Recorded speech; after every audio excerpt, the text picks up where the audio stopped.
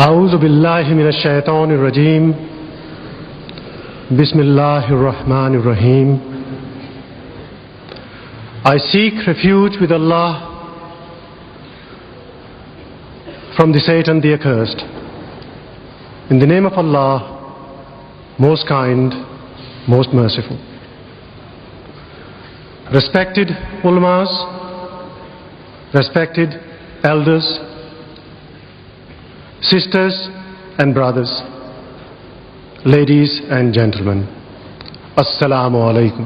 Wa alaykum assalam wa rahmatullahi. May God's peace be with you. I welcome you to this meeting. Hear Deedat speak on Rushdie. It is indeed a great honor for us all to have Sheikh Ahmad Deedat amidst us once more. The internationally renowned Muslim scholar of the Christian Bible will share with us some of his experiences. He will tell us how in South Africa, with a Muslim population of less than 2%, they were about the first to succeed in having satanic verses banned, and how they were able to have Rushdie stopped from entering that country. We must bear in mind, sisters and brothers, that a British passport holder does not need a visa to enter that country. And South Africa is the country where apartheid is practiced. Ladies and gentlemen, it is also a privilege for me to introduce to you our chairman for today, Brother Sharif Malnik. Brother Malnik, Alhamdulillah, embraced Islam some 10 years ago. He is a lawyer holding a Juris Doctor from the US. He is a successful international businessman and presently resides in London. Sisters and brothers, Mr. Sharif Malnik.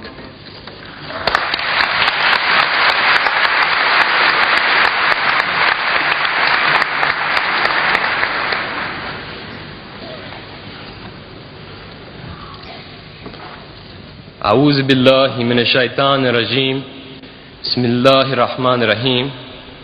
Jazakallah khair, Sheikh Deedat, Brother Shamshad, brothers and sisters, ladies and gentlemen, Assalamu alaikum wa rahmatullahi wa barakatuh. Wa alaykum assalam wa rahmatullahi. Before I introduce the honorable and distinguished speaker, I have been asked to read this to you. Satan, being thus confined to a vagabond, wandering, unsettled condition, is without any certain abode, for though he has, in consequence of his angelic nature, a kind of empire in the liquid waste or air, yet this is certainly part of his punishment, that he is, without any fixed place or space, allowed him to rest the sole of his foot upon. Has anyone here actually read or heard this passage before within the last 12 months? Put up the hands. Could you, with a show of hands, please, has anybody actually heard or read this? One. Yes, I see one and approximately 6,000 people here. This is actually the first page, the grand opening, the prologue, if you will, of the satanic verses. It is really the great hoax of the 20th century, that with over 1 million copies sold, with people willing to defend that book with their lives that no one has actually read the book. And if someone says they have read it, I'm sure they don't understand what they've read.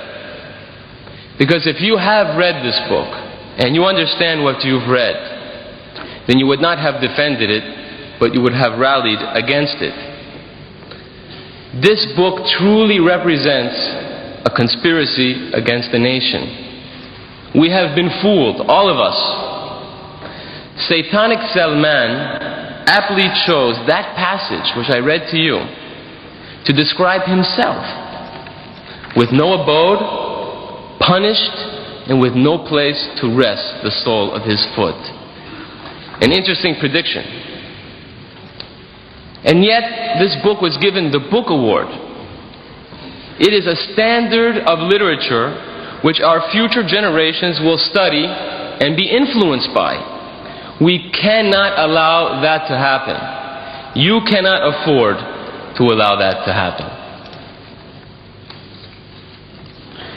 I should like to mention, as many in our audience are familiar with our most honorable speaker, you may have noticed that today's program did not begin with a recitation from the Holy Quran.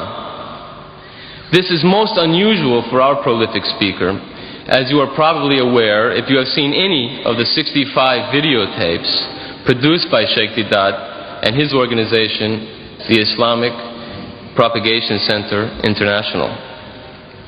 The Holy Quran will not be recited today because the speaker shall deal with the actual contents of the satanic verses.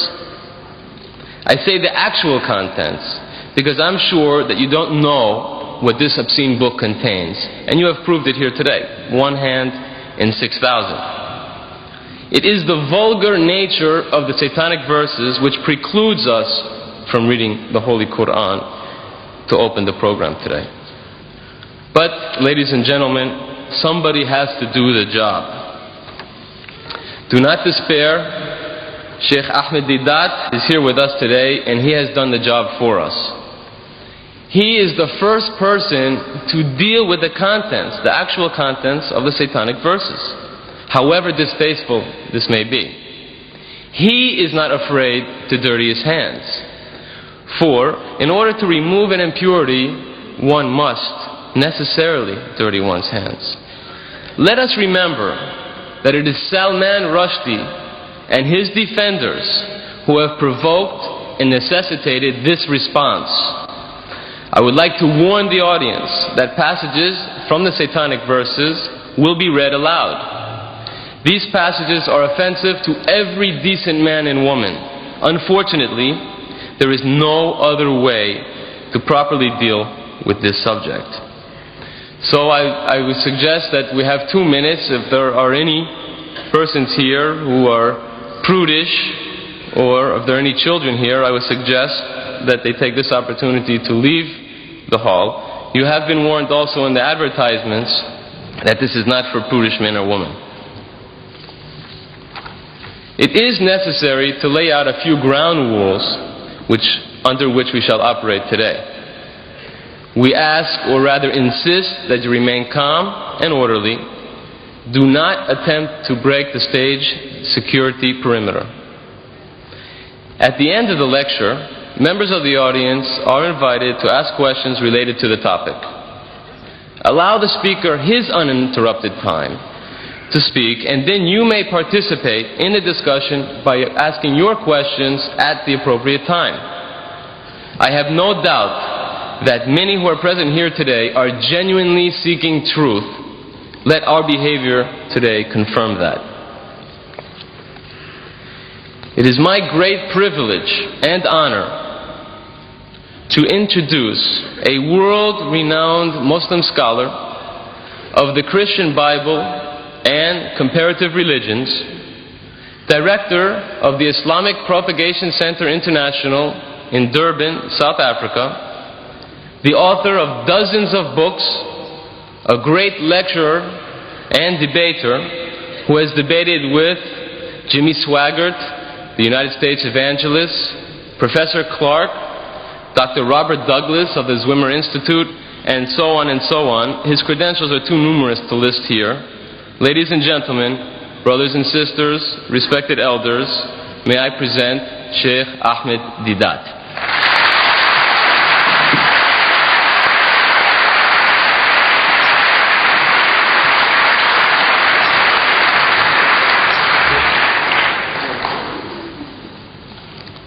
أعوذ بالله من الشيطان الرجيم بسم الله الرحمن الرحيم وإن عاقبتم فعاقبوا بمثل ما عوقبتم به ولئن صبرتم لهو خير للصابرين صدق الله مولانا العظيم. Mr. Chairman and brethren, the subject that has been advertised, as you read it in the paper, was not the original topic of discussion this afternoon. The original topic, as we wanted to advertise, was the subject of this book. Each and every one of you have it. If you have it in that envelope, please take it out. Have a look at it. Everyone is supposed to have this booklet. The cover, it says, How Salman Rushdie fooled the West. That is how we wanted to advertise, in 2 colors, which we had planned. We sent it over, the negatives, for publication. But the so-called British Free Press, they couldn't stomach it. How Rushdie fooled the West. They won't advertise that. They won't take our paid adverts. Believe me, I am talking about your great country, which stands for freedom of speech and expression. For who? Not for everybody, for certain selected groups. This innocent advertisement, how Rushdie fooled the West, they couldn't stomach that. So we had to change it for their benefit to say, a challenge to the giants of the British literary world. These giants, the so-called giants, who are standing in support of Rushdie, I have been reading their statements. They said, never mind what he says, we support Rushdie. Never mind what he says. He is a God. He is their God today. Whatever he says, we support him. How can you deal with people like that? So come forward. Now I want to educate you. I want you to know what he says, because you haven't really read the book. That is why you talk like that. An amazing thing, I'm telling you now, really speaking, nobody has really read the book. Muslims and non-Muslims. Because I'm meeting your people in this country, journalists. And I'm asking them, they're asking us, I'm asking them, have you read the book? Most of them say no. They are honest. But some of them, they said, yes, we have. So I asked them, what have you read? What have you read? He said, well, it's a very, very difficult book to read. I said, yes. So many people say that. What did you read? I will come to that. I will come to that in time. Now, this book came out in September 88, I take it. And there was a furore among the Muslims of Britain. A dear friend of mine here in London, by the name of Arfaq Malik, an attorney at law, a lawyer, he faxes some pages of this filthy, dirty, satanic work to me for my attention. And naturally, any Muslim, any decent person on reading what those pages contain would be infuriated, and I was infuriated. What to do? He said, this book should be banned. So we made an approach to the director of publications, the censorship board in South Africa, and showed him a few selected pages. And it did the job. It did the job. In a country where we are less than 2%,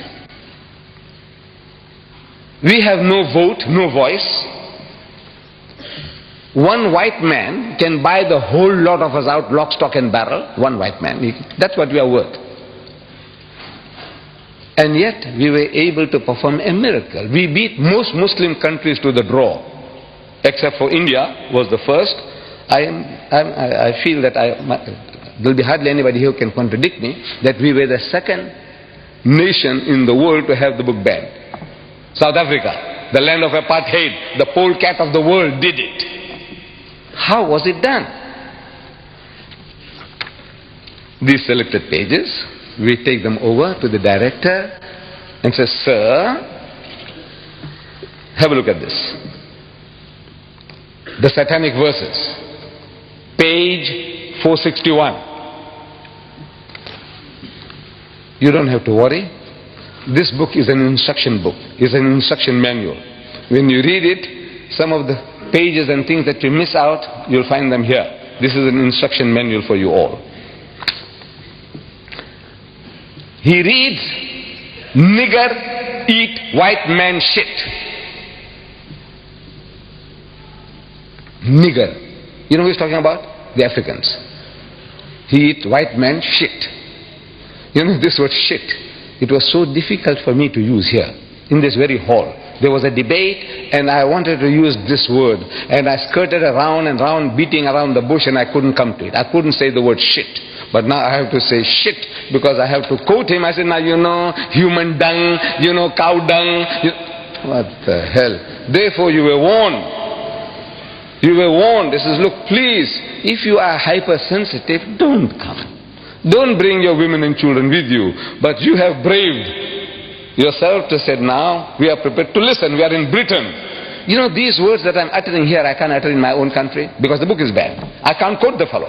In my own country, I can't publish this book. This tape that you will see, in case that you want to purchase this tape, videotape of this meeting, you will be able to purchase it and enjoy it at home if you want to. Put your children one side. Put them to sleep when you see this. But in my country, I can't do anything. I can't touch the tape. I can't touch the book. This is your privilege. You see, you have that freedom of speech and expression. I say, well, you enjoy. So, nigger eat white man shit. So the censor reacts. He says, this is racist. He is a racist himself. But he said, this is rank racism. You know, how will the Africans react to this? This book is telling them that they enjoy eating white man shit. Because he has an afterthought. Who? Satanic Salman. And on page 529 he says, black shit is bad. So for this brown Britisher, white shit is good, acceptable, but not black shit. Our censor says, look, this should be banned. We say, boss. You say, boss. We say, boss. That's his language. You say, boss. This is your privilege. He says, you know, boss, sir, master. He is coming to South Africa to promote his book. He says, no, we can't have him. He says, boss, this is your privilege. So the book is banned and he was banned from coming to South Africa.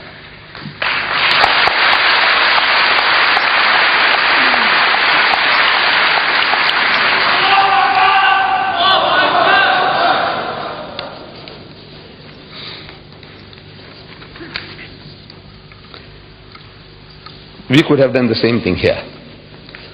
You see, but we didn't really read the book. It's an amazing thing. Nobody really reads it. You see, we get worked up emotionally. This is human nature.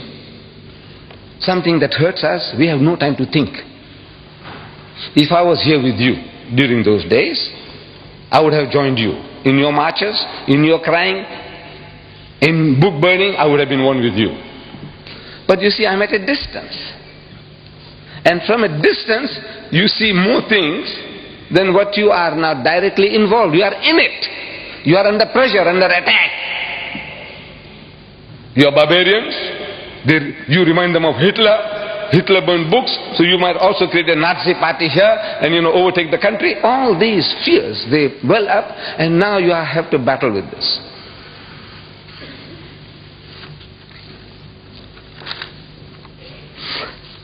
Now I am qualified to speak on this for a number of reasons. Number one, you see, I am an elder brother of yours. To some of you, I'm an uncle. Some of you can call me grandpa. I'm an old man. Number one. Number two, I have read the book. Nobody can say, well, look, did you read the book? And say, no, but this is what people say from here. Say, no, I read the book. Number two. Number three, I'm one of you. You see, to everybody I'm a South African. But if I tell you that I carry a document with me, a British passport. British passport. 63-year-old passport. You believe it?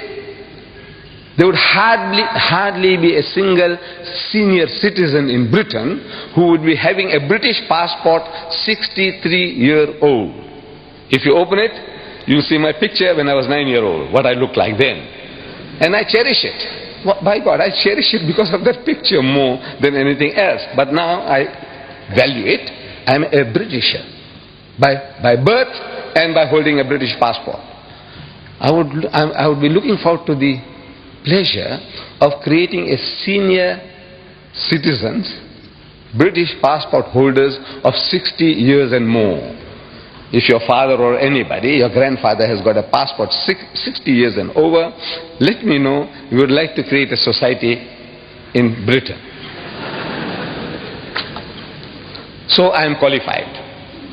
Now what? In retrospect now, because it's far away from all those happenings, now I can talk more freely. I said, look, what I would have done. I couldn't have. If I was in the midst of you, I couldn't have thought all these things out. It's impossible. See, when you are under pressure, under turmoil, and the mass hysteria that can be generated by things like this, you can't think. So I'm not too clever. What I'm going to tell you now, say, this guy's too clever. I'm not, wallah. I tell you, I'm not clever. I am now benefiting from other people's experiences. I have been watching your TV debates on these topics. People send me the videotapes. I watch them. From Britain, from America. And I'm getting educated by those debates. I said, what's wrong? Why don't these people tell the fellow, when questioned, what is it that's creating such temper, such anger in you? What makes you so angry? So the guy says, he spoke slanderous things and he stowed filthy language. One of these programs I'm watching, the nearest a brother came to answering. He's prodded.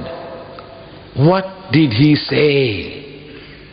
And I watch his face. See, the camera was on his face. And I can see that he's in hell. He doesn't know how to get out of that situation. So he takes a deep... He said, what is it? So he said, he used word like benchod.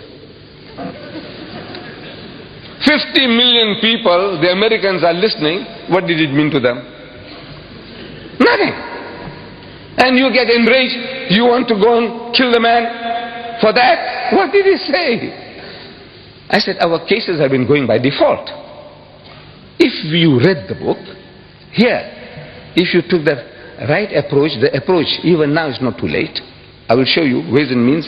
Very cheaply you can get things done. Very cheaply. Not with the gun, not with the bomb, not with the stone. Very cheaply, by God. I show you how it can be done. I said, you should have contacted one of these Tory MPs. Tory, it was Tory. This Conservative Party, Margaret Thatcher's Conservative Party. Tory. How do you pronounce it? Tory. One of these Tory MPs, and shown him. He says, look, have a look at this, sir.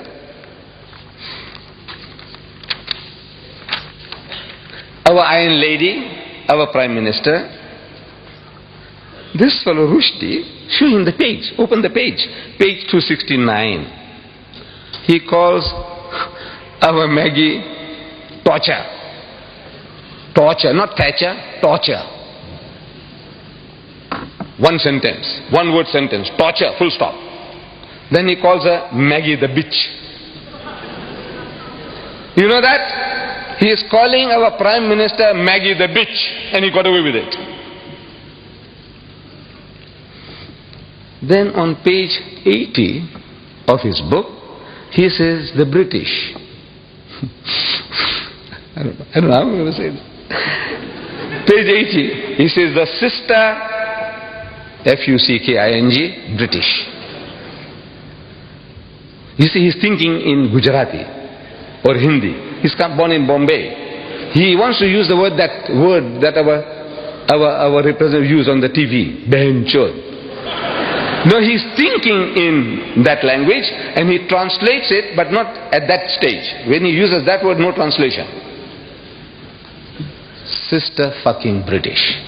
This is what he's telling them. You fuck your own sisters. British, whether you are Pakistani British or English British or Sikh British or Jamaican British, you fuck your own sisters. You take that? You take that? I said, tell it this to the MP. Look at this, sir. And this guy on page 169, I'll come to it later in detail, he has sex with the Queen. He even cohabits with the Queen. I will come to that. I tell you, immediately the book would have been banned. Immediately. No arguments. But you were crying about yourself. You know, he saw my mother, he saw my fathers, our spiritual fathers, our Sahabas, he did this, he did that. It's a good luck to you. You are a people, you know, you have been a challenge to us for over 1,000 years. You conquered once Christian lands, never to be retaken. The whole of North Africa was Christian. Whole of North Africa, Egypt, Morocco, Algeria, Libya, the whole lot was Christian. The whole of the Middle East, Syria, Palestine, what you call Lebanon, all this was Christian. You came and ruled Spain for 800 years. You knocked at the gates of Vienna. You have it a challenge.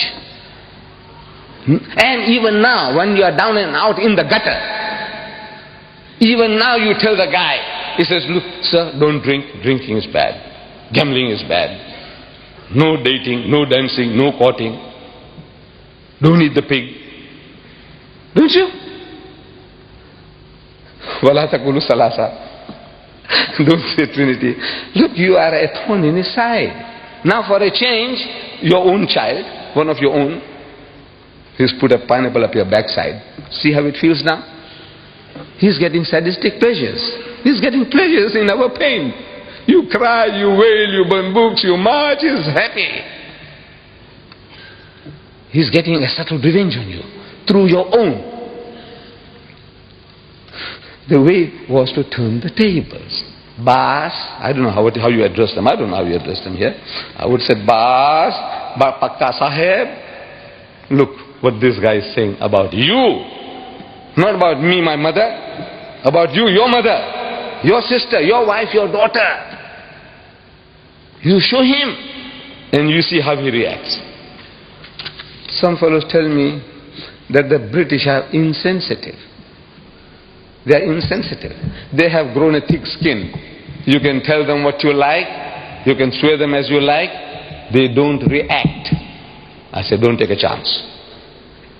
You're making a mistake. He is highly sensitive. But his sensitivity is selective. Where it affects him, I will give you illustrations, examples.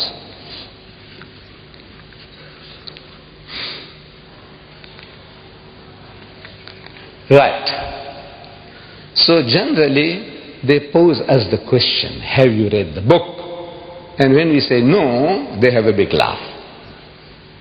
They have a big laugh. Now for a change, you should ask them, have you read the book, sir? He says no. And you are armed with this booklet of mine. You just memorize some of these statements, verses, and you quote him. He says, you know, sir, the first page of Salman satanic verses, first page, chapter 1, page 1. He says, a direct quotation I'm giving you, direct quotation from the book, page 1. Don't go far. Start with page 1. You have been going too far. You know, you have been on the page 268 and 300. Don't go that far. Start with page 1. If you have been reading, you can start with page 1. Even before page 1 you can start with his prologue, his prophecy about his own destruction, not a place to rest his foot upon. No place for him. No peace. That's what he's saying.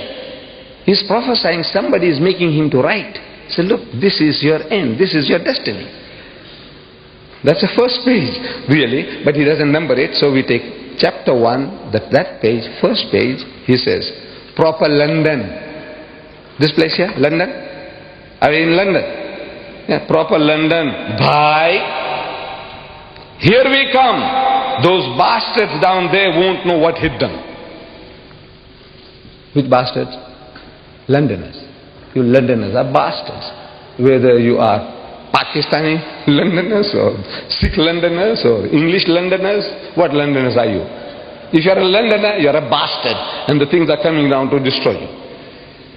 Direct quotation. Now, how does he feel? He said, look, he's calling us all bastards. You accept that? If it came from you as a Pakistani or as an Arab, the guy will punch you on the jaw. You know that? But this is a son-in-law. He married your sister, your daughter, a British girl. So you have to take it from him. No? You see, we people from the East, we seem to respect our son-in-laws, our brother-in-laws more than our own children. You know that? Because he is my son-in-law, my daughter's happiness is at stake. He is my brother-in-law, my sister's. This is our mentality. Is that the English mentality too?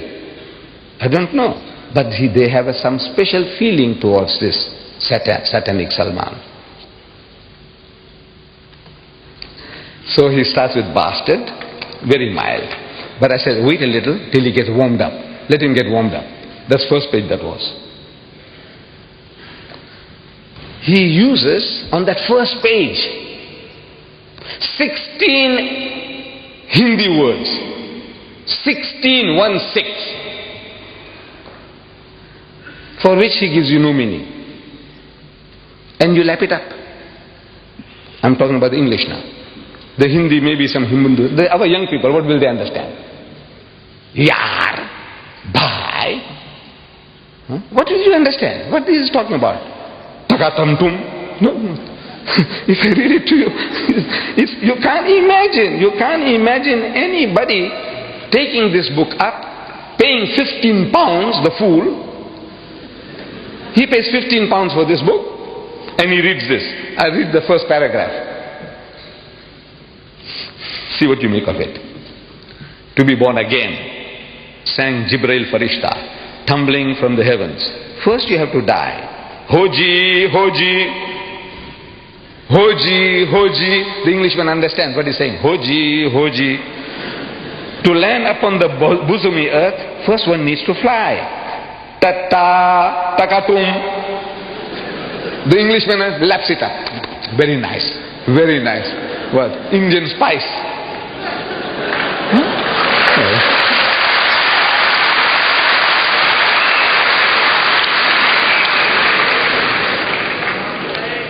Still the paragraph is not finished. How to ever smile again? If first you won't cry. How to win the darling's love? Mister, without a sigh.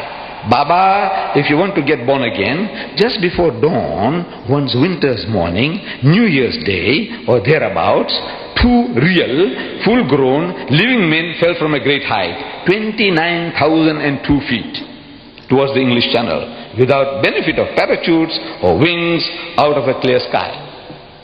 And this is a masterpiece of the English language.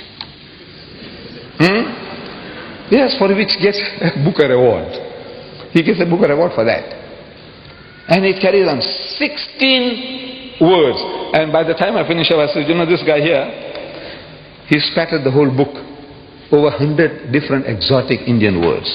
And the choices of the language from the gutters of Bombay. Or the sewers, you know, sewer pipes. From the sewers of Bombay, page 80. He says, hijras, chutias, shits. The Englishman, I want to know what is he lapping up. He's telling the guy, hijras, chutias, shits. Yeah, do you understand shits? So he senses, the other thing must be also something. But what does he know what he's reading? And these poor fools, The French will translate that into French with hijras tu tia shits, and the German will hijras tu tia shits, and our Jewish brother and cousins in Palestine, in Israel, in Hebrew they will write in Hebrew, and they'll write hijras tu tia shits. Shits, of course, they'll have the word for it. What are they doing? This guy has made a monkey out of everybody. Look, he's a mighty genius. He's our own. We produced him. But the British cultivated him. They are his godfathers, protectors. You know, I can't even translate this. I can translate, I know the meaning. Bulk of you think you know the meaning. You really don't know the meaning of what he's saying. Very few, very rare. What he's getting away with. We should ask the Penguin publishers, sir, do you know what he's saying? You haven't translated, he hasn't given you a glossary at the end of the book to tell you this word means that, this, nothing. He doesn't do that. He doesn't do that. He's getting away with murder. But nobody show it to our fellow countrymen. So look, this guy is making a monkey out of you, sir. Look what he's doing to you. We must ask the Josephine Pauline Thompson, of the General Secretary of the PEN, you know, this society of all these essayists and editors and writers and playwrights and all that kind of thing. They have a society called PEN, acronym for all these things. Michael Foote and the Booker Prize Committee. Ask them, what is this? For which you paid this guy $800,000 or pounds, I don't know whether it's dollar or pound, but it's 800,000 all right, as advance money. He said, this shit, don't give another printer. We will have this. We will eat this. That's what they did. Advance money. He said, look, this is for us. Reserve it for us. He's made monkeys out of everybody. And he got money in the process. He's our product. He's a mighty genius. Now, if you say that the British are insensitive, I say, no, you're wrong. They're not insensitive. I'm reading in my country, call for ban in our local newspaper. It's dateline from London. The news comes from London into our newspaper there. Call for banning a person. Furious British MPs. I'm reading. You will find this on page 9 in your book. Don't take it out now. Leave it now. Leave it now. Furious British MPs have called for American actor Mickey Rourke, R-O-U-R-K, Rourke, to be banned from Britain. Harry Greenway, Conservative MP for Ealing North, said, I hope the British government will never allow this man to set foot on our shores. Never allow this man, this American, originating from Ireland. His grandfathers or great-grandfathers had migrated to America. He is an actor. And they won't allow him to come into Britain. Ban him from coming to Britain. I'm shocked beyond belief, he said. Greenway says, I'm shocked beyond belief. The MPs were particularly incensed by his use of a 4-letter word. Because that guy used a 4-letter word, Mickey Rourke, to describe Mrs. Margaret Thatcher's policies. That's all. Not for her, not describing Margaret Thatcher, but her policies. He used a 4-letter word. You know what the 4-letter word is. Anybody don't know, put up your hand. You don't know what the 4-letter word is. You all know, thank God. For a 4-letter word, they're so incensed, they won't allow him to land in Britain. But Rushdie does one better than that. He uses the same 4-letter word, for which the Mickey Rourke can't come to Britain, but he improves upon Rourke by making it active. That guy said F-U-C-K, he ends it by I-N-G, ing. The first word gets stuck in the throat of the British, and the second one goes down, slips down easily, because he makes it ing, fucking policies. Can you imagine? No, double standards. No, they didn't know. He uses 4 in half a paragraph. He uses that word 4 times to describe Margaret Thatcher's policies. Listen. Oh, full stop. That's a sentence. Master of speech. No, it is. Look, the shorter the sentence, look, they tell us, in language writing, if you can, full stop. That's a masterpiece. It is. If you know about writing, you'll agree. Says, no, that's a master. Full stop. She's radical, all right. Talking about Margaret Thatcher. She's radical, all right. What she can fucking achieve is literally ... I'm only quoting direct quotation. Direct quotation. I'm not going to add any words of my own. Because I told you in my book here, it's unexpurgated. I don't interfere, I don't improve, I don't try to add or delete or soften, nothing. These quotations are unexpurgated as they are in his book. You can check it up. And if you find that I'm pulling a fast one on you, every mistake you take out, £100 for you. He said, no, he didn't say that. He didn't say that. £100 at a time. Find out. Any typographical error will be accepted. But a misquotation, £100 for you, for every mistake you find.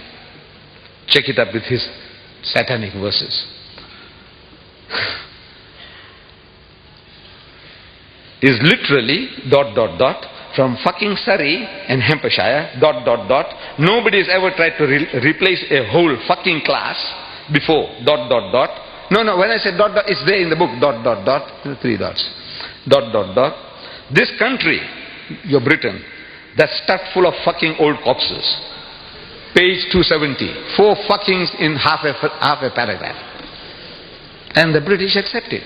You know why? Because they don't know. You didn't educate them. You didn't show it to them. This is what I want you to do. This little booklet. Any guy who talks to you says, sir, come and have a cup of tea with me. Look, sir, what does he say? How does he speak? About us, about our people. And you say he's got the freedom of speech and expression, unlimited, absolute. Is it absolute? He can swear anybody's mother. He can swear you. Ask him, is it right? Ask him. Ask them. But they don't know. By God, they don't know. These authors, these so-called giants of British literature, they don't know. They haven't read the book. He uses that word 52 times in this book. 52 times. F-U-C-K-I-N-G. 52 times. Open page 11 now. That book of mine. Open page 11. Page 11. You must have the book with you. We made it that every seat that one would take will have a book there. Page 11. You have a look there. Every letter of the alphabet. 52 times he's used that filthy, dirty word. 52 times. One for each week of the year. He didn't miss that. One for every week if you take it up. Kalma padho uska. One for every week. 52 weeks in a year. One for every week. Starting with A, and the A. And the A, you see it there. Fucking A. Full stop.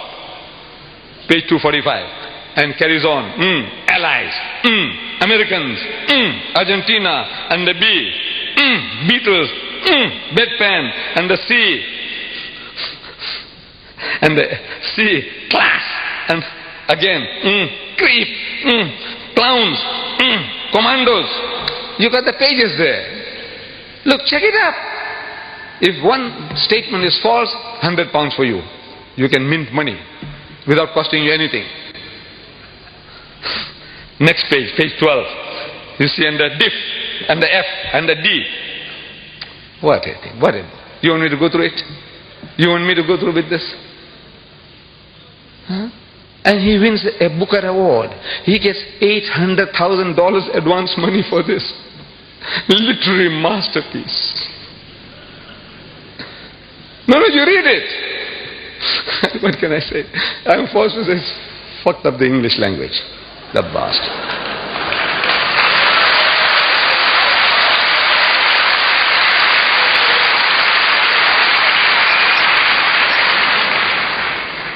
What does he say about our Iron Lady, Mrs. Margaret Thatcher? You know, I don't know why. My wife, she is not educated. She is not educated. But she has a special liking for Mrs. Thatcher. When Mrs. Thatcher appears on the TV screen, all stations close, all stop, all work stops. She must listen to her. You know, maybe it's her militancy, her forcefulness, the clarity of her expressions. She is very clear. She loves Mrs. Thatcher. My daughter, she loves Mrs. Thatcher. They don't understand her policies. Look, you might want to question me. Please don't question me about her policy. I don't understand myself. But I also admire her. You know, the way she speaks, I like that lady. On page 269, he says, this torture, Maggie the bitch. Maggie the bitch. I'm asking, is that right? To call the leader of your nation a bitch. You call her torture? Maybe Mrs. Thatcher can take it. You know, she's so big, she's so great. What is the dogs barking? Let them bark. Call her a bitch? Maybe she can take that too. But I'm asking, the feelings of her dear son, Mark. You tell him that you are a son of a bitch. Because if mother is a bitch,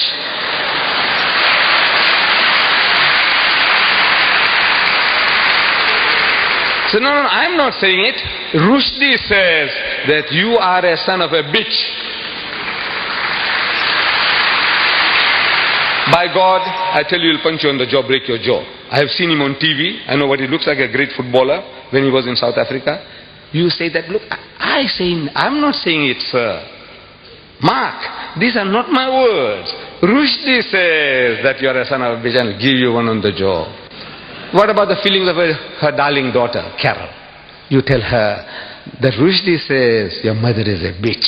How would she react? I ask you. No feelings? You have no feelings. They have no feelings? What are they made of? Stones? No, they are human just like you and us. By God, I tell you, they will react. I didn't hear. Iron Lady, she's Iron Lady. I said she can take it. But now, what does Islam say to that? What does Islam say?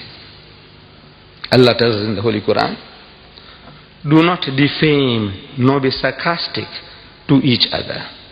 وَلَا تَنَابَذُوا بِالْأَلْقَابِ, nor call each other by offensive nicknames.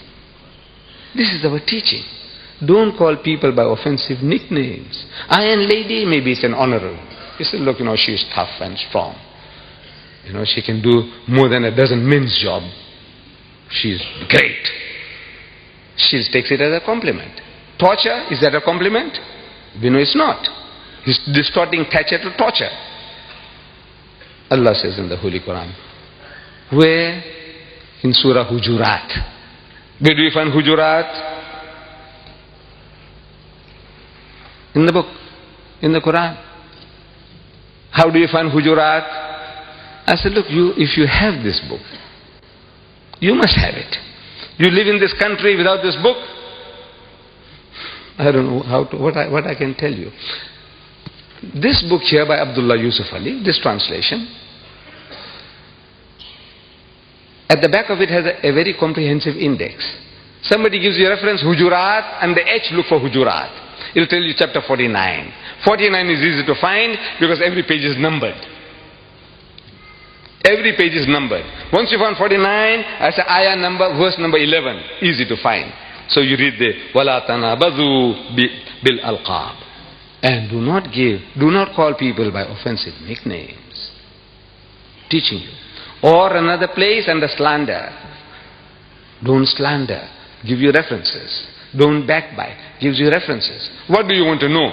Anything you want to know, everything here is on your fingertips. And this is your privilege to have this for £5. Almost 2,000 pages for £5. There are fools who are paying £15 for 547 pages. This satanic Salmans, satanic verses, 547 pages, thick, these are thick pages, cheap paper. They are out to mint money. The cover is beautiful. The cover, as you see, is very beautiful. It is beautiful. The coloring, the production is good. But it's only a piece of paper. This is hardcover, solid, gold written. This is paper, but however, it looks very nice.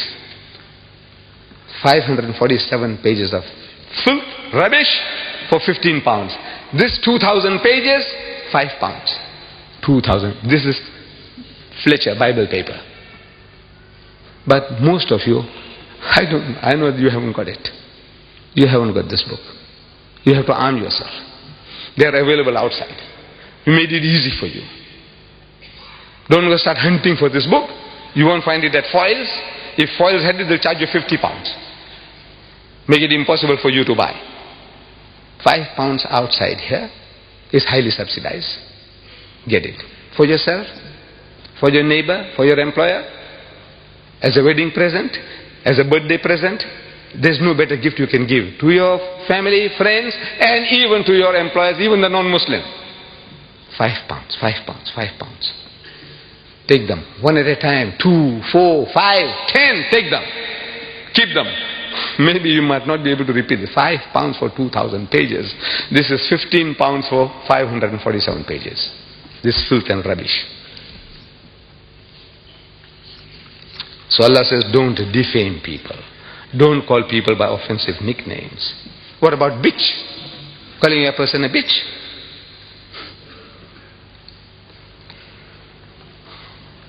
You besmirch the name of a fair lady in these terms, that she is a zania, bitch is a zania. Other words, softer words, they call them tat, they call them call girls, call them hookers, whore, harlot. This guy, he calls her a bitch. In the house of Islam, anybody making such an attack upon anybody's personality, he must produce 4 witnesses. So says a bitch, produce 4 witnesses, eyewitnesses. And after having given their evidence, if under cross-examination, if one of them fails, only one out of 4, one fails, everybody gets 80 lashes. Everybody gets 80 lashes each. If one guy fails in cross-examination, there is proof false, everybody gets 80 lashes. You call us barbaric. This is barbaric. We want to protect your mothers, your sisters, your wives and your daughters from any kind of besmirching of their character. And you call us barbaric. We are barbaric. You are civilized. Everybody's mother, sister, daughter, wife, you can call them bitches, whores, harlots. What else? Hookers, tats. What else? What is this? What have you come to?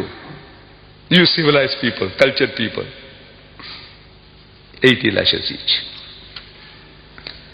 He does not even leave our queen, her majesty, the defender of faith. She is the defender of faith. Our queen, my queen, as a British subject. My queen. He has sex with her. Listen to this spicy piece.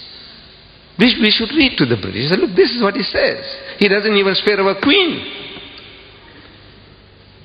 Chamcha. I'm quoting, direct quotation. Chamcha, that's him. If you read the whole book, then he plays different roles. Like Dr. Jekyll and Mr. Hyde. He goes as Jibril Farishta, that's him. Chamcha is him. But in both cases, he's like Mr. Hyde. You saw Dr. Jekyll and Mr. Hyde, he's Hyde all the time. But he makes people to say words. Chamcha. He makes one of his characters say, Chamcha. He found himself dreaming of the queen, of making tender love to the monarch. She was the body of Britain. Who? The queen. She was the body of Britain, the avatar of the state. She is the avatar, the spirit of the state. And he had chosen her, joined with her. He joined with her. In holy matrimony? In what? He joined with her. She was his beloved, the moon of his delight. Page 169. What is he saying? He joined with her. You might find some of these clever Alex, who come along and say, look man, you are exaggerating. You don't know what you're talking about. Join could mean in prayer. They will all pray together. Hallelujah, hallelujah, hallelujah. I said, please, please, please. You see, every book is its own best commentary. Every book.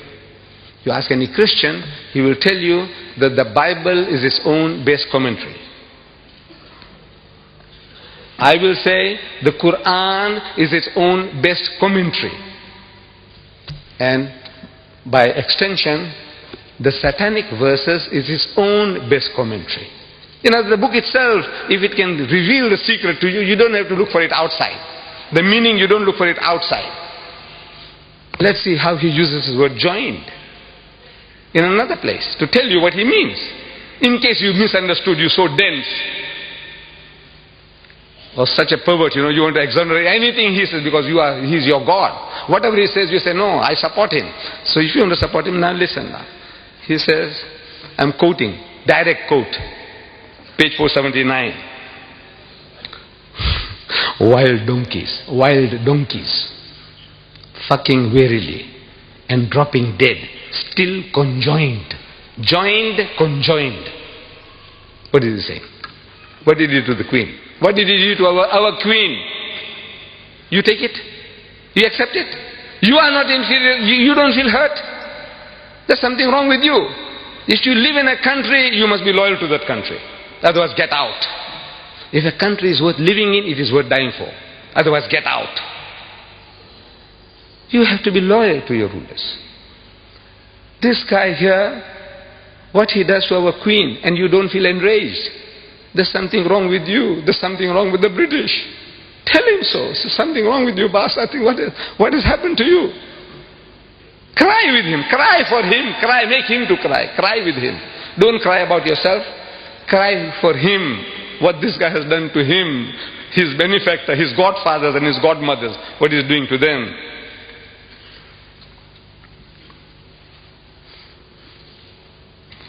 They are now reading this book in public. This is an obsession.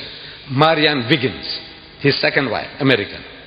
I had read her statement before she ran away also. She also had enough of this guy. First what he did to, if I have the chance I'll tell you what he says about doing to white women. What he did to first one and he did to the second one.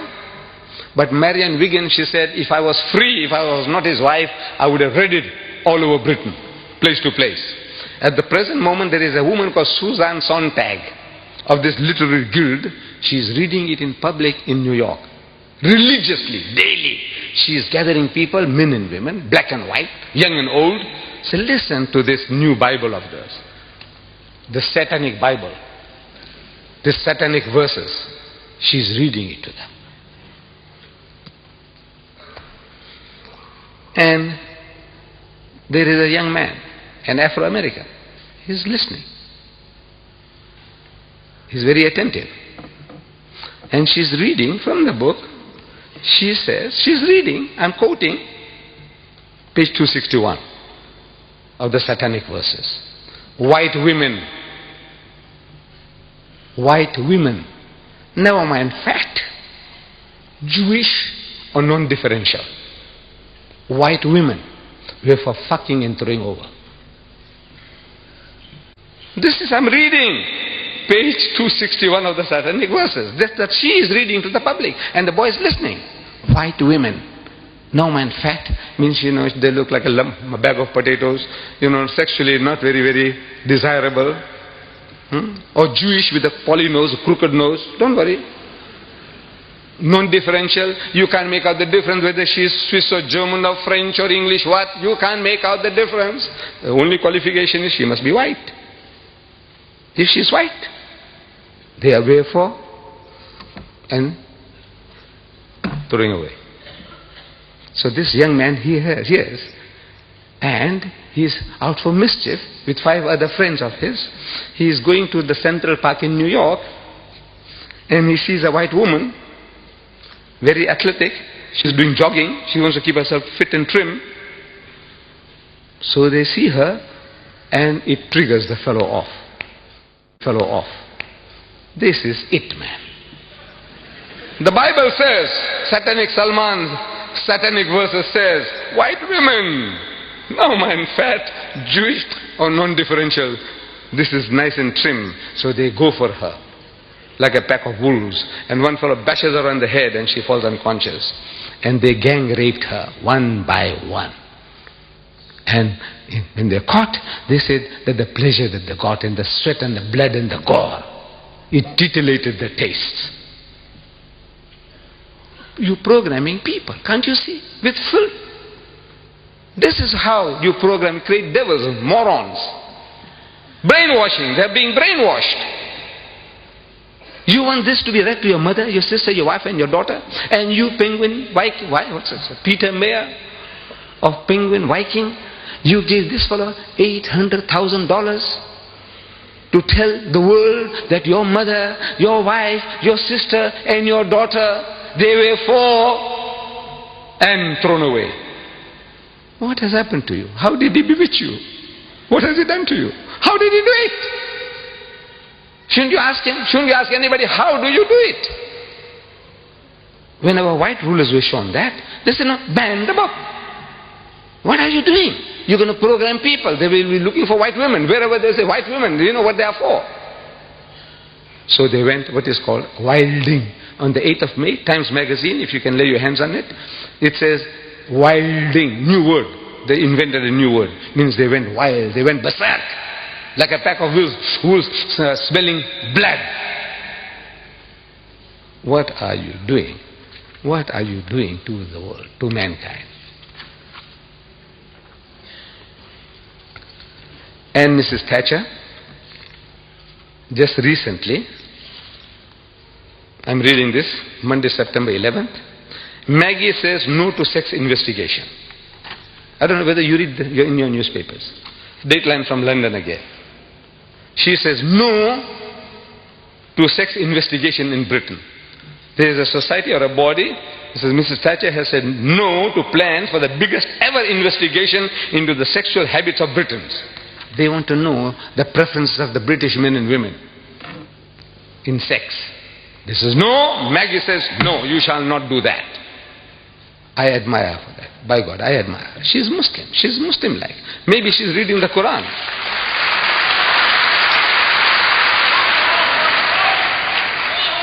Because Allah tells us in the Quran, evil should not be noised abroad, broadcast, except where injustice has been done.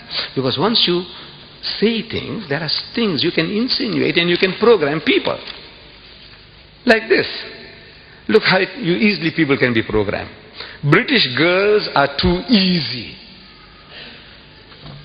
British girls, I'm reading from Sunday Times, one of the leading newspapers, Sunday newspapers in South Africa, dated July 9th. It says, British girls are too easy.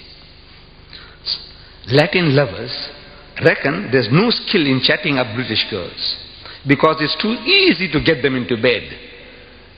The Italian stallions in the holiday resort of Rimini hold a Playboy of the Year contest, earning points for each girl they make love to.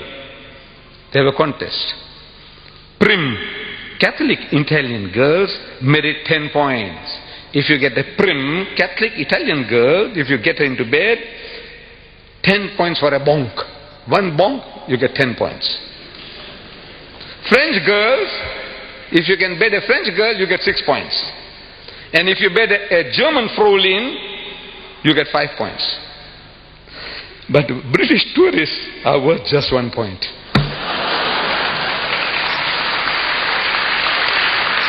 What are you doing?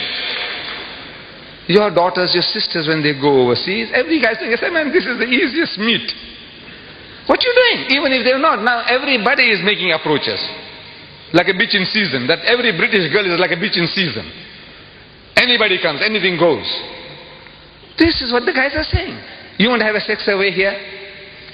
Here, September 16, 1989, The Economist, your news magazine, The Economist, says a woman was raped on a London tube. You know, your underground. She was raped. So they carried out a survey And a survey showed that only 24% of women thought the tube safe during the day, during the daytime. Only 24% of women thought the tube safe during the daytime, and only 1% at night. You know what they're telling you? This is semantics, playing with words.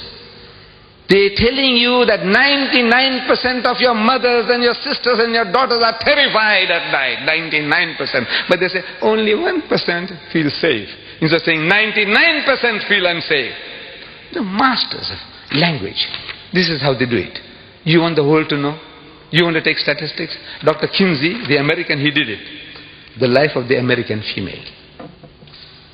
The Life of the American Female by Dr. Kinsey. I read it. But I will not allow my wife to read. Fortunately, she can't. But I will not definitely allow my daughter to read. Why?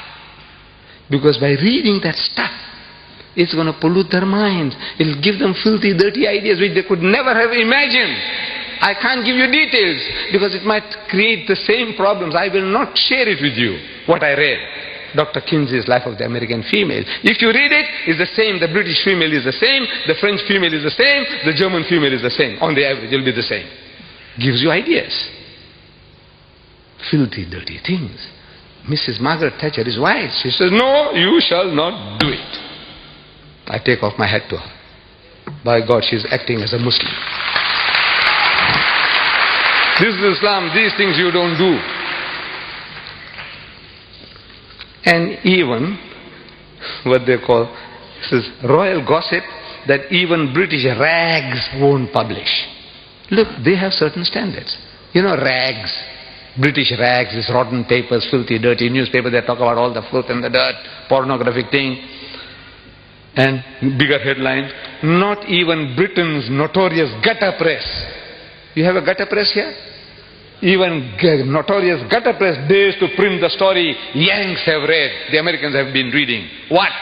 Mum's the word about Zara's dad. Mum's the word, keep quiet. Don't utter anything about who is the father of Zara. Who is Zara? She is the daughter of Princess Anne. Now they're insinuating that she is the bastard child of Peter Cross, who was her bodyguard. 8 years ago, he committed adultery with her, and he got this child, which was given out to the world as the child of Peter Phillips. But she was not. She is a bastard child by Peter Cross. The picture is given. The princess is there. The princess is there. And the dashing detective is there, behind the princess. What are you doing? What are you insinuating? You are destroying the life of a child. Can't you see? One child. You are insinuating that she is a bastard child. She is a bastard child. At school now, 8-year-old girl, wherever she goes, if she is cross or angry about something, he says, I know why you are cross. Zara, I know why you are cross. Because you are the daughter of Peter Cross. Can I say, look at her, look at the picture. Maybe she was sullen or in a moody, this thing. Here, they give you a picture where she's sullen, she's moody. They said, you see, she's cross because she's the child of Peter Cross. And this starts where it started in Britain. One of your leading newspaper men here, the doyen of British newspapers, of the Daily Mail, columnist, Nigel Dempster. He goes to America and he makes these insinuations. So Mr. Dempster was offering his expert opinion on the recently announced separation of Annie from her Mark Phillips, her husband. The undisputed father of Annie's son, Peter, age 11. Undisputed. He's got it blood tested. Can you imagine? He says now he's undisputed. How do you know he's undisputed? But now he's undisputed. He's giving the guarantee that the 11-year-old boy is undisputed his father's son.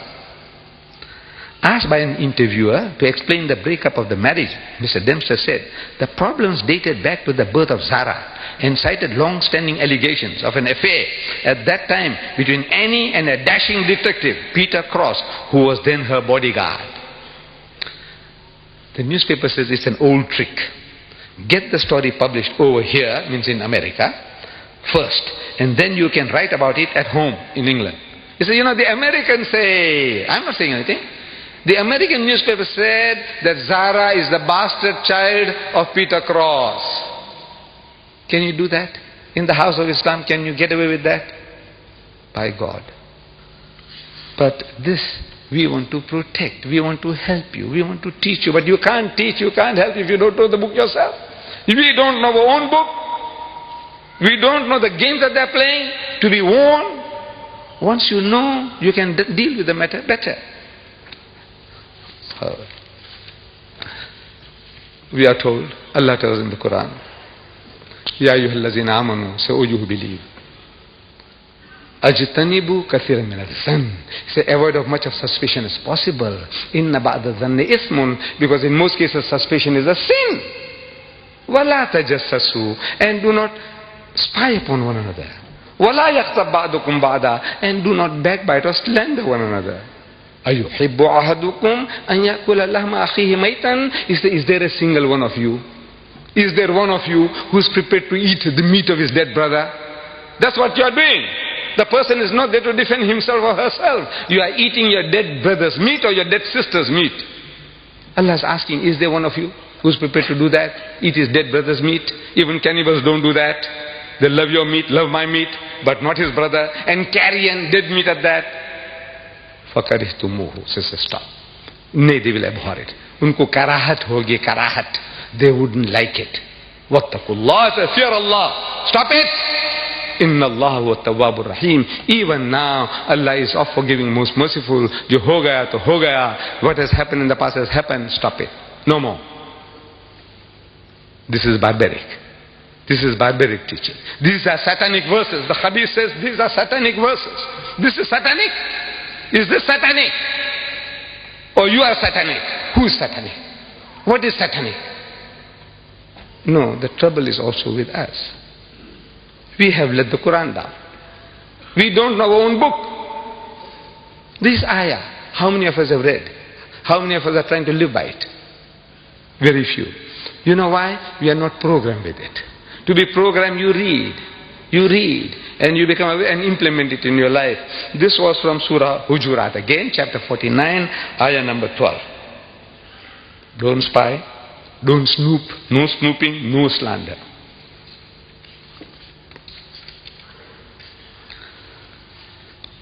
This guy, he spares nobody. He spares nobody. There's some type of sickness. I think there's a special word for it. A man who hates everybody, anybody, everybody.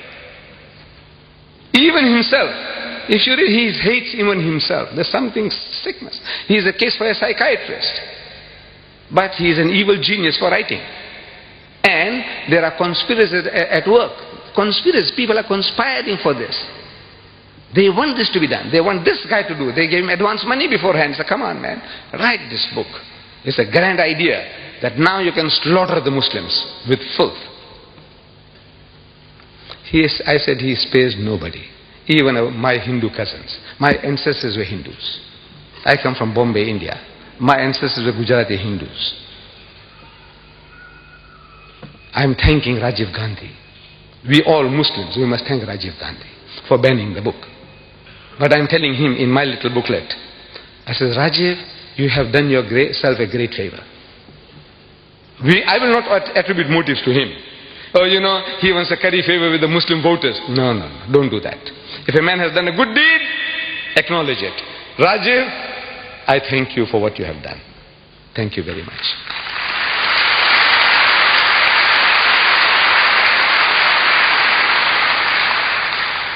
But this is the benefit of a good act. If you do something good, the benefits, the rewards are so much greater. You are actually helping yourself. I said, you have done yourself a great favor by banning the book. Because in that book, maybe he didn't know, maybe the Hindus don't know that he hasn't spared the gods of the Hindus. He hasn't spared the gods. On page 539, he says, a direct quote I'm giving you now.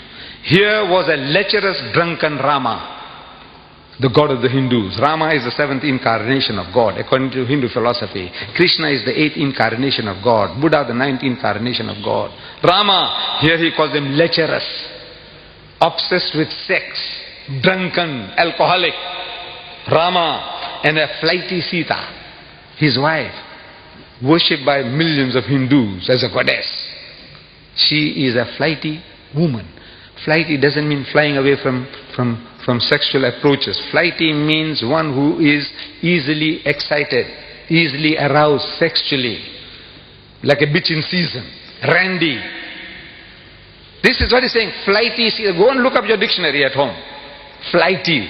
Flighty doesn't mean flying away, flying into illicit sex. And while Ravana, the demon king, was depicted as an upright and honest man. The devil is an upright and honest man. The gods of the Hindus, he is a lecherous debaucher and drunkard. And his wife is a whore, harlot. That's what he's implying. Jibreel, that's Rushdie. Now he's taking the role of Jibreel. He's Jibreel. Gabriel. Jibreel is playing Ravana. He plays the part of the demon king, but as a saint. The saint he makes into a devil, and the devil he makes into a saint, and he takes the role of the devil becoming a saint. George explained in fascinated horror, looks like he's trying deliberately to set up a final confrontation with religious sectarians, knowing he can't win. Look, he's writing, Rushdie is writing this. A prophecy about himself, that look, he's doing this. He's trying to create a play within a play, a dream within a dream, so he can get away with this. I was only dreaming. You know, when he had sex with the queen, he was only dreaming.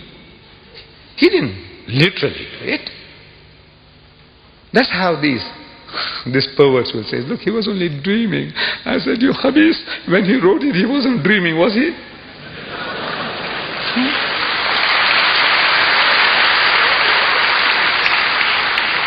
So it's a dream within a dream. So he said, look, it was a dream. This guy dreamt and that one dreamt, left out other dreams. He says, a final confrontation with the sectarians, knowing he can't win, that hell, he'll be broken to bits. Page 539. That he will be broken to bits.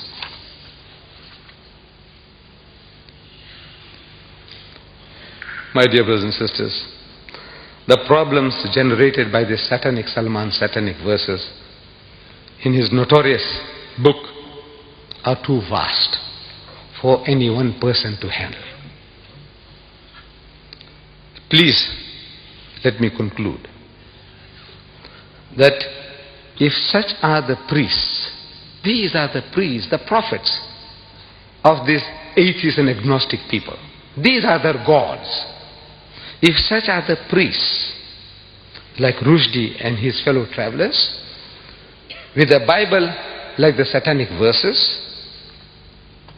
God bless the congregation. And if such is the congregation, then God bless our queen. God save the queen.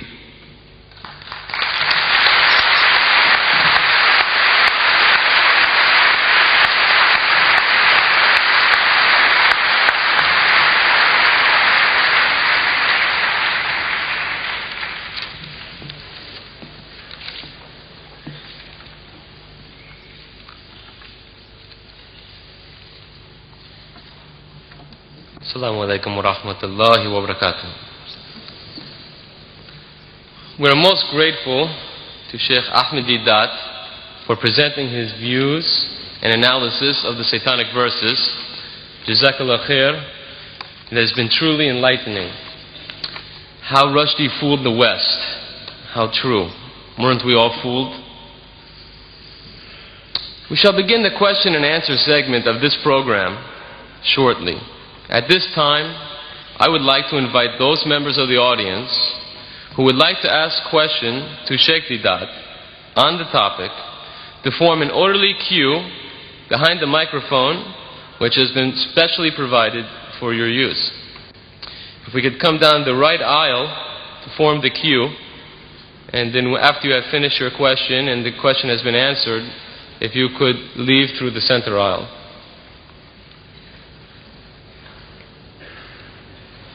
Identify themselves. You can identify themselves. While you are forming the queue, it is essential that the following guidelines be strictly adhered to, so I would like to fill you in. This will avoid the chairman having to interrupt the questioner. This is a question time, not an opportunity for you to make a speech. If you want to make a speech, then I suggest you hire a hall, such as Sheikh Didat has done today, the Royal Albert Hall, and he has graciously consented to entertain your questions. Please, only one question per visit to the microphone. If you have further questions, please just go down the center aisle and take your place at the back of the queue again. So this way, more people have an opportunity to ask questions, and as well, we get a broad range of questions. Please do not interrupt the answer. Ask your question and be respectful enough to listen to the answer. This is not a debate. Finally, please keep your questions succinct and related to the topic of today's lecture: how Rushdie fooled the West. It is not fair to the speaker or to the rest of the audience to ask a question on another topic. There are many tapes which you can purchase after this question segment which will deal with all of the other topics. There are approximately 65 tapes. If you could see Brother Shamshad, I'm sure that he could help to fill any needs that you might have to get any of the videotapes. They can identify themselves and ask. And also, if you would please, before asking your question, identify yourself and then proceed to ask your question. Okay. I think then we're ready for the first question. If you could please, sir, identify yourself and ask your question. Assalamu alaikum. Wahib Hassan, the student. Just like to ask, should Rushdie die?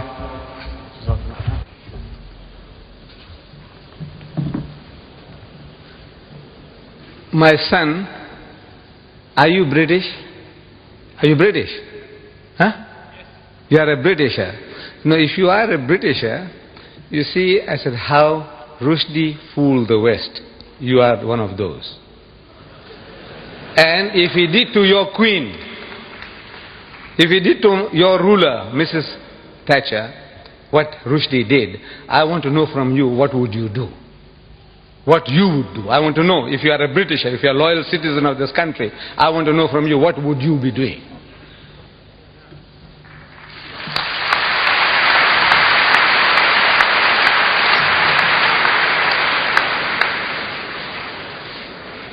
Incidentally, the topic of should Rushdie die really is a separate topic. And there is a video cassette. It's Should Rushdie Die? The Islamic Verdict, which also is available outside. The next questioner, please.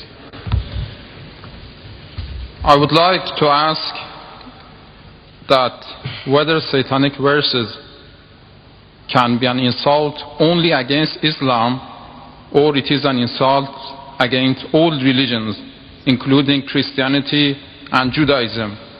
And if yes, is it not a good idea to ask the leading figures among Christians and Jews to express their views, whether they agree with the content of this book or not? Because I personally believe it is not insult against only Islam. It is insult against all religions, including Christianity, Judaism, and Hindu religion. And the second thing I wanted to ask, because I or other people here might have the wrong impression that you are supporter of any political figure, could you also clarify that point? Could you repeat the second part of your question, please? I or other people might have the impression that you are personally supporter of certain political figures in this country. Please clarify also that point. Thank you. The second question first. I have no affiliation with any political parties or any religious groups. I'm a Muslim, and I stand here as a Muslim and I speak as a Muslim.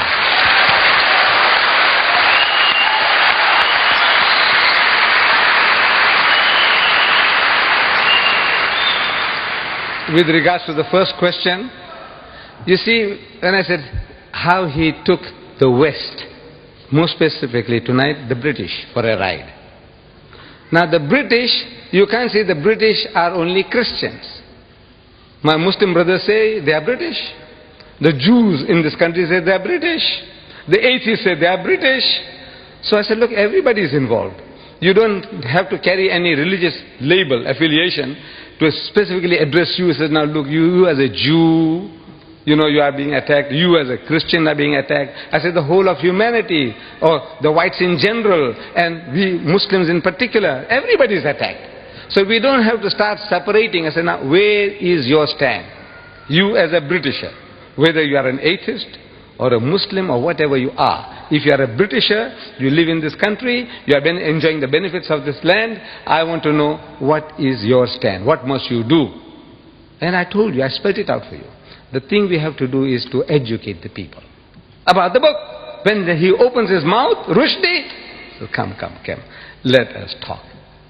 This is what I'm suggesting, that you call the people for a dialogue. Sit down, man, give him a cup of tea. Give him your bhajjas and samosas. I don't know whether you understand that. You see, you ask the Pakistani what I'm talking about. You know, I don't know whether you are from Iran or from where, what the bhajjas and samosas, whether you understand. But our bhajjas and samosas will do the trick. Give it to the guy. Give it to the guy and talk to him.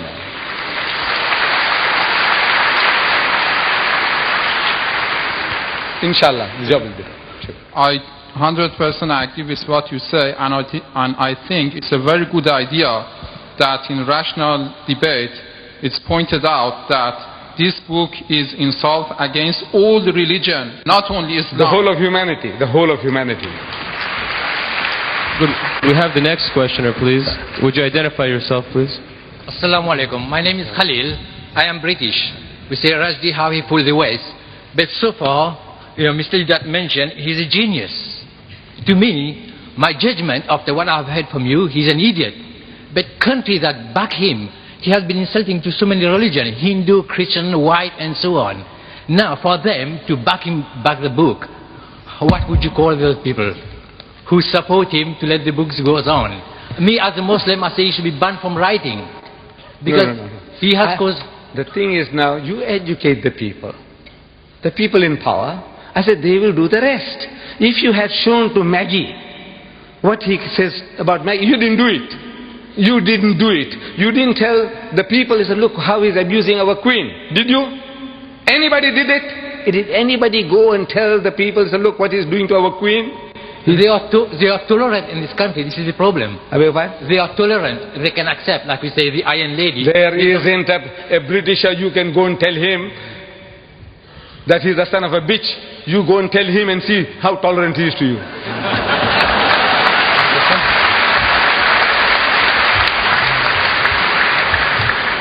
Would you identify yourself, please, and ask your question? Assalamu alaikum. Ladies and gentlemen, brothers and sisters, Sheikh Didat. Like all Muslims, I'm incensed by what Rushdie has written, and I feel I must protest. According to what you said during your marvellous lecture to the Quran, we cannot nickname people or mimic, is that right? Then how would I feel when I read your book, on the first line, refer to Satanic Salman and the picture with the horns and the hat? Is that against Quran or not? Could you please clarify that point with me? Thank you. Thank you. Well, let me say, look what he did to me. See, if I swore you, anybody will justify you swearing back. Am I right? Am I right? Yeah. If I swore you, you swear me. You swear me, I swear you. And people will say, well, you just can't have. That guy did it to me. What he did to me, my natural reaction, I'm not perfect by God, by far from perfect. Could we have quiet, please? Excuse me, you had your chance. If you would like to ask a question, please go to the back of the queue. Would you please be quiet? You had your chance to ask 3 questions. Now, why don't you line up? Why are you sitting there like a dead duck, Why don't you line up there? You get your turn. You. Line up. Take your turn. Then we know who you are, what you're talking about. So he's shouting from there. Now he's discussing strategy. How? Look, my son. I am like anybody else, like you, like anybody else. I am no saint. And I am not perfect. I am telling you, this is what Islam teaches. I, you, everybody, you must try to the best of our ability to live by it. Let's say to a degree, I have fallen short of that requirement. I have done it. I have done it. Good man. Thank you. The next questioner, please. Identify yourself. Assalamu alaikum. My name is Omar. I'm a Muslim. I need no other identification except the title that Allah in His infinite wisdom, power and grace has given to me. And that is that I'm a Muslim. I heard much of what you said and I agreed. And I heard much of what you said and I was hurt and disagreed. I was pained for the children that were here and the language. Of course, we live in a world where language such as that is often used. But what pained me the most was when I heard, if I can quote you, and please allow for my inaccuracies. Sometimes I am often mistaken. If you live in a country, you should be willing to die for it. Well, there are many countries in which I'm willing to live, but there's certainly only one cause for which I'm willing to die.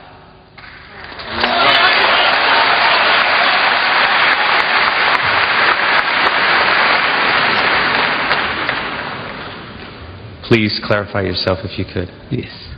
Thank you. You see, I made a statement that if a country is worth living in, it is worth dying for. I did say that. Islam teaches us that if you can't live, you can't practice your religion, you can't do things right, then you make hijrah. Allah tells in the Quran that His earth is vast. For provision, He will provide for you. Make hijrah and go. Go somewhere else. You have no right to remain in a place now. If you are not allowed to practice your faith, your iman, our thing is now, if you are not in a position to practice your deen, you must get out. That is all. So, but if it's worth living in, your country is at war and you sit at home and say, let the people die for you, for your children. I says, no, you must be prepared to defend the country against any outside attack. Right is right, wrong is wrong. But you owe certain loyalties to your country. If you are in Pakistan, you have to defend Pakistan. If you are in Saudi Arabia and there's conscription, in my country there's no conscription for the black man. But if there is, I can't help it. He said, look, if you live in this country, you have to fight for this country. Otherwise, get out. So this is the answer I can give you, my brother. That I said, if you think it's worth living in, then it's worth dying for. If it's not worth living in, then you are free.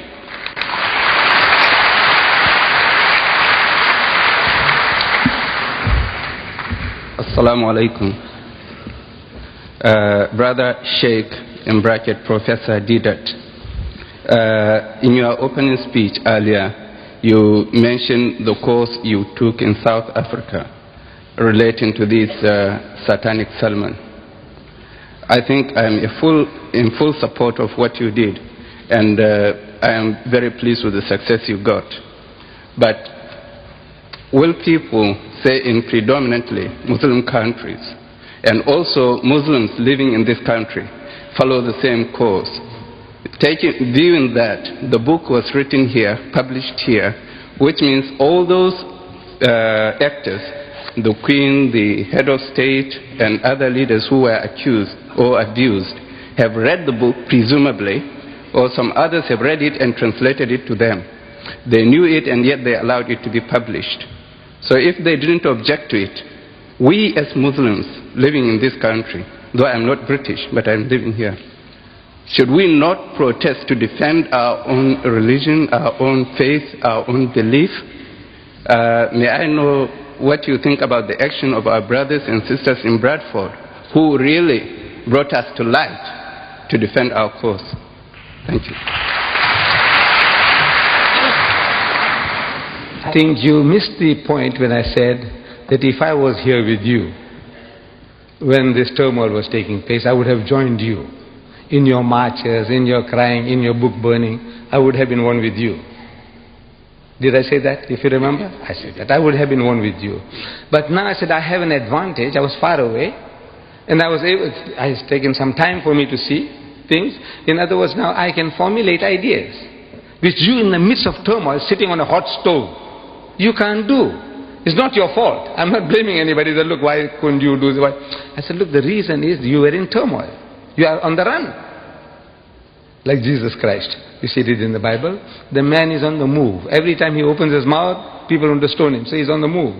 It's a different circumstances from another man who is at peace and rest and is able to deliver a message. So I have that advantage and experience from other people's mistakes. I'm benefiting. I said, look, this man here on the program was questioned. Have you read the book? And our heroes, almost all, they say no. So I said, no, I mustn't fall foul of that. Suppose I go to Britain and I offered £50,000 to BBC TV. BBC TV, I offered them £50,000 to give me 5 minutes on prime time to give them the best of Rushdie. I said, you want to read in public? You had the blasphemous banquet? Give me only 5 minutes and I give you £50,000. Give me 5 minutes to read to you the best of Rushdie. No reply.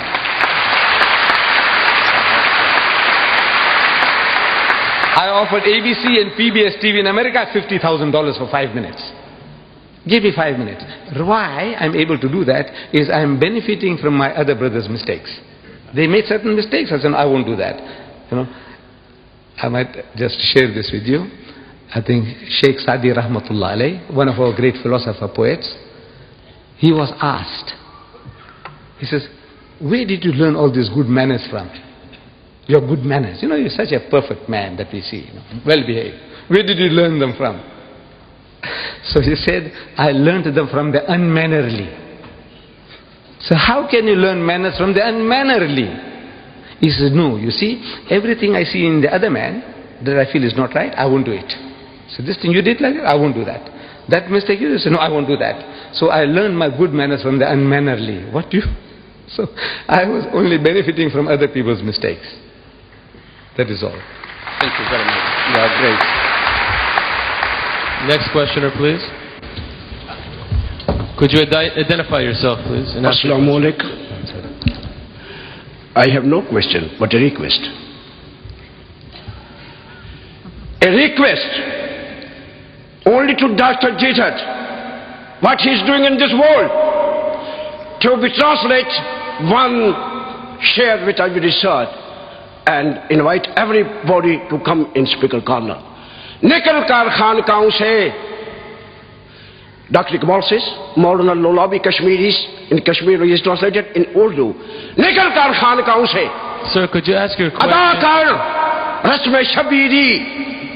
کہ فقر خانقائی ہے فقر اندو و دل گیری آپ سب کا کام ہے نکل جائیں گھروں سے بارکوں کو مسجدوں کو جہاں کوئی ایک سفید ملتا ہے اس کو رشتے کی شیطانیت سے آگاہ کریں please translate in English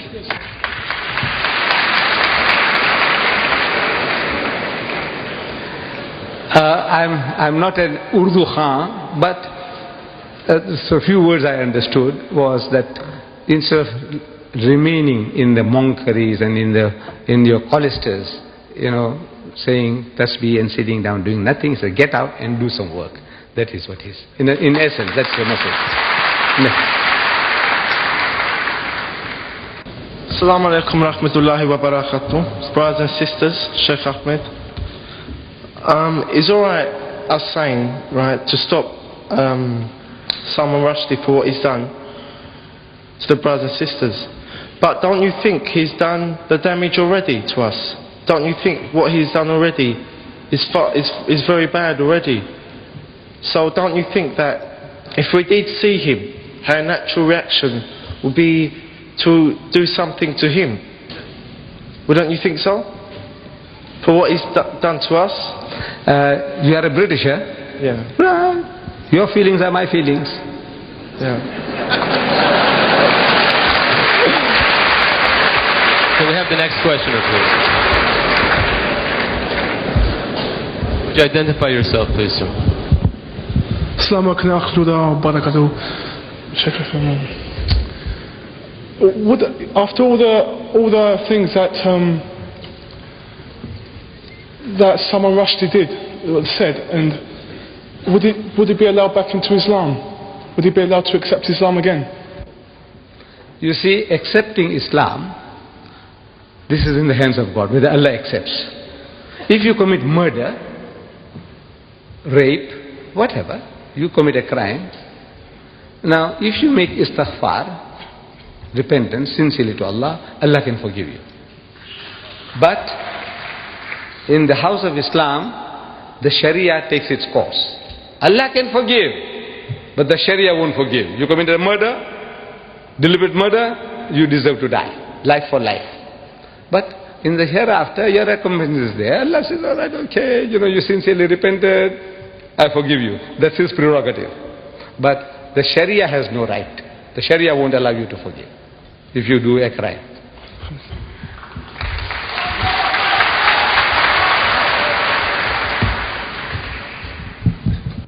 Assalamu alaikum wa rahmatullah. My name is Sayyida Kirmani and I'm a British Muslim, and this question is to you, Brother Didat. You mentioned in your course of speech the Islamic punishment for adulterers and slanderers, but you haven't mentioned the punishment which says in the Quran for the blasphemy that Rushdie committed. And as a Muslim, and as far as my knowledge goes of the Quran, your approach to Rushdie affair is in contradiction of Holy Quran. My second question is... Now that was a statement. My second question is... That was not a question, that was a statement you made. Do you agree with this? What? Do you agree with my statement? What statement did you make? What did you say? In Quran, the punishment for blasphemy against the Prophet of Allah is quite different. It's either by death or by stoning or cutting arms and legs. And that's what it says in Quran. Right, I'll answer you, my sister. We were dealing with the subject, how Rushdie fooled the West. Now, this thing I was telling you is so vast that this one person or one time you can't deal with everything. I have dealt with this problem. Now, this will be the third tape. Third tape on the same problem. Should Rushdie die? The Islamic verdict. Should he? That's the question. But now you have to get the tape. Can you tell us? Because we're all here. No. This is another lecture. You want me to deliver another lecture? No, just say No, wait. We started here at 2:30. It's 4:30 now. This will take another 2 hours. You want me to expound to you for 2 hours? Look, you can't just make statements. You have to get this tape. I'm only asking you if you agree with the Quranic punishment or you don't. I agree what the Quran says, and here we deal with it in total. 2 hours. So you agree with the Quranic punishment? How, as a Muslim, how can you disagree? That's all I want. I think that...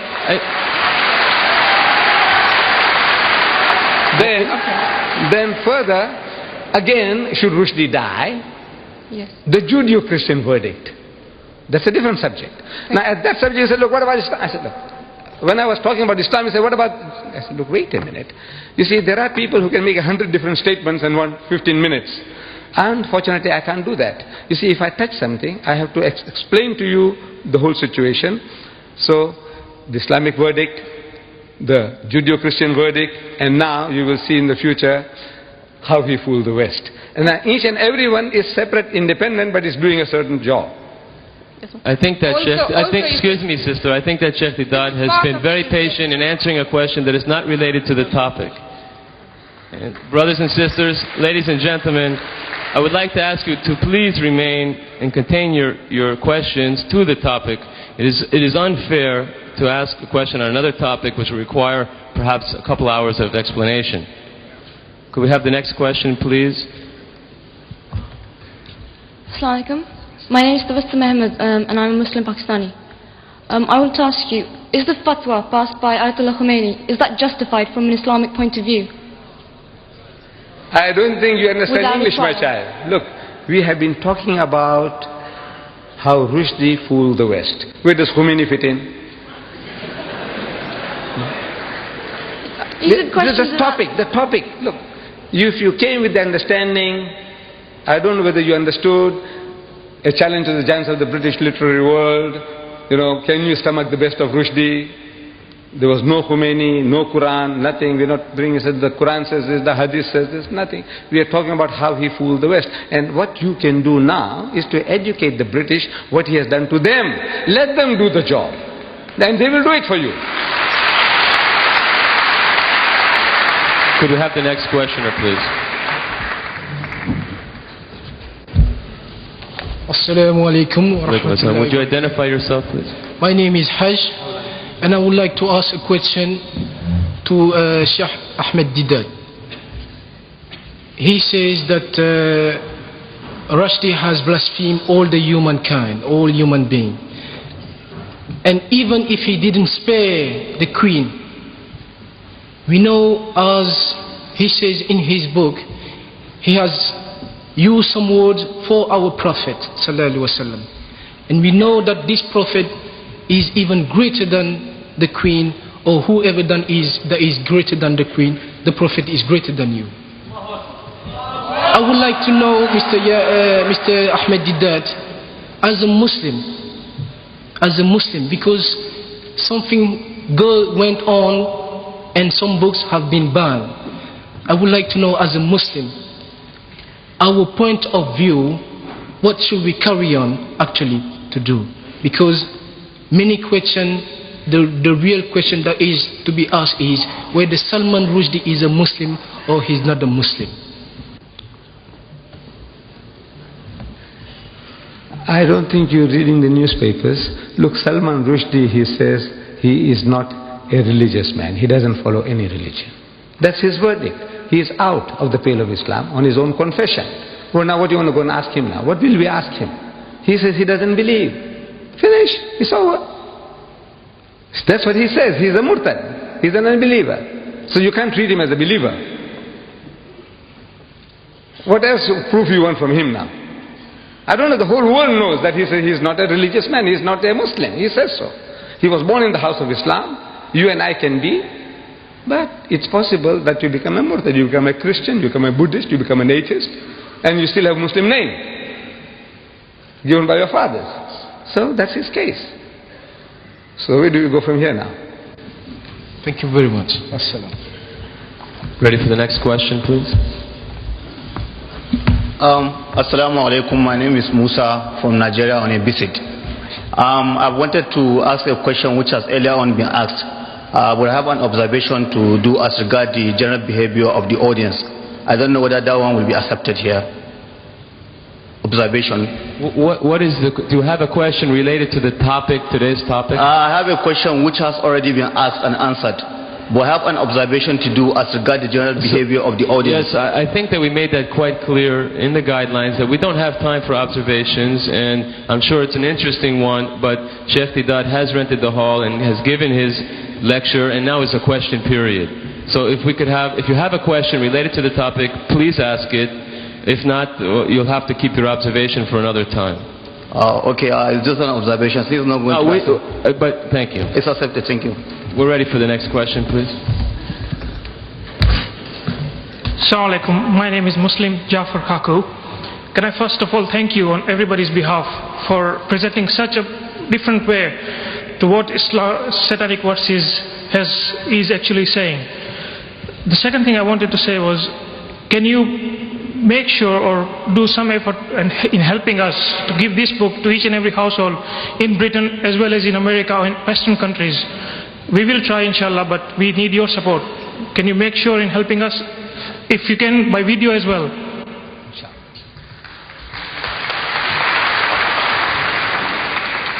We are publishing 100,000 in Britain for free distribution, and another 100,000 in America for free distribution. I would like to see 1 million copies here and 1 million copies there. But now I'm appealing to you that don't kill the goose that lays the golden egg. See, don't kill us. What you do is, how much does this book cost each? Roughly 15 pence. Right. This costs 15 pence. Buy 10. Buy 100 at 15 pence each, so you don't kill us. And you give them out on your behalf. This is what you ought to do. That way you'll be helping us immensely. Because now I'm interested in publishing the 100,000 under print. But then I said, look, I want 1 million. Look, this book should be given out in the streets, in all the cities. Give them out freely. You buy them at cost price. If you can publish them yourself, cheaper, we are giving you an open order inside. We want no royalties from you. We have no copyrights. You publish it, you sell it, you distribute it free. No restrictions whatsoever. So if you want to do that, you can have that privilege as well. You can print it yourself. Maybe it'll cost you 10 pence. Maybe it'll cost you 5 pence. Go ahead and do it. But help us that way. Spread the book. Inshallah, we'll help you. But if you can start a fund or something just to publicize this book and the videos, I'm sure you'll get a lot of response from people who want to donate to this cause. No, we don't want donation. You just buy it yourself. If you have got no time,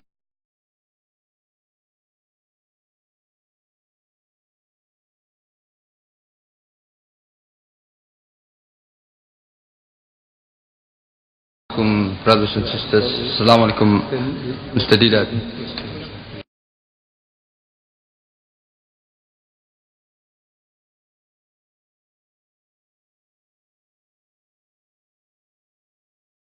Last year, November, some Muslim scholars, Muslim ulama did contact the British government in connection with this book.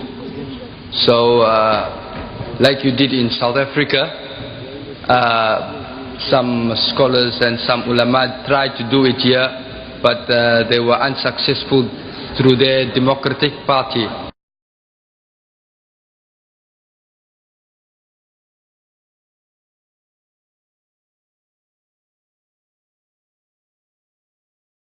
And as you have briefed us on how he has said abusive words to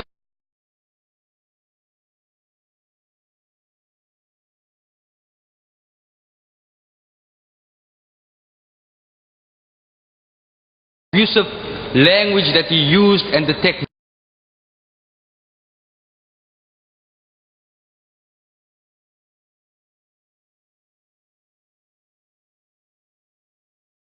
I don't know. My brother, you see, I have discovered there is a wrong policy. Our policy now is wrong. He said, you know what he called my mother? You know what you're doing? You're spreading it now. Look, the thing has spread enough, it has harmed us enough. 40 Muslims have died, women have been widowed.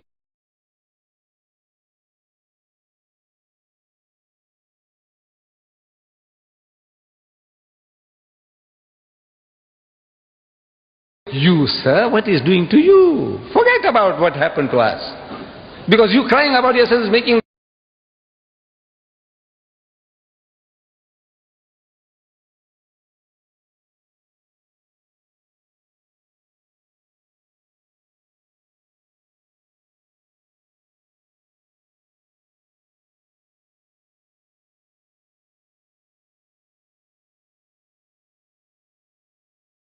I would like to take this opportunity, of course, to thank Sheikh Ahmed Didat for all this time that he has given us. I'd also like to thank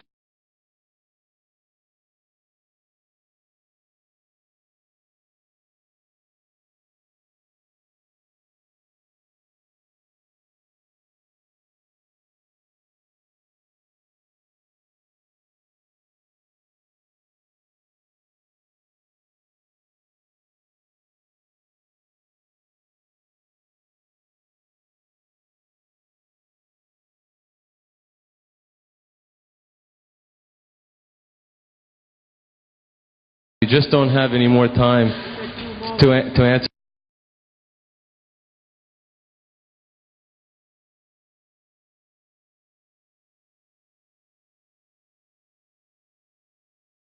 Everybody, I'm sure it's nice.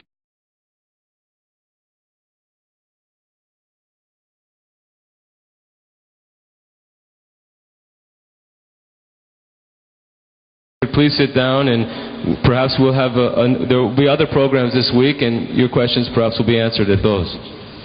Yes, sir? My name is Mohammed Salim Dadabhai. I wanted to ask Ahmadi that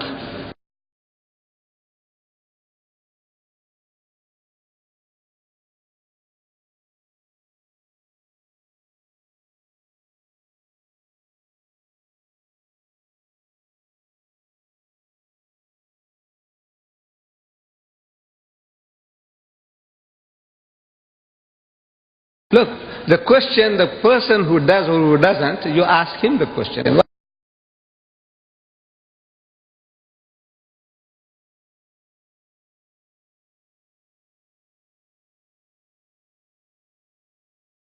Fight against Islam.